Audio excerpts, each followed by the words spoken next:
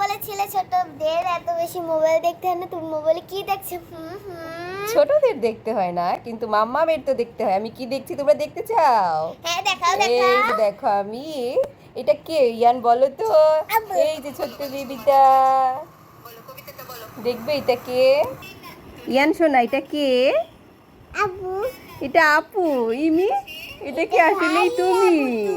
এটা তুমি আমার কুটুস পাখি। দেখো মা তোমাকে বলছি ইয়ান একটা কবিতা বলো। তুমি বলো, দেখ শোনো কি বলছো।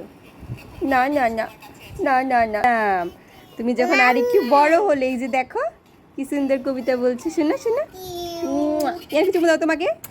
উনি বাবা, উনি বাবা, এখন তুমি একটু বড় হয়েছো, এখন একটা কবিতা শোনাতে পারবে? ও মামা চশমা খুলে দিলে চোখে।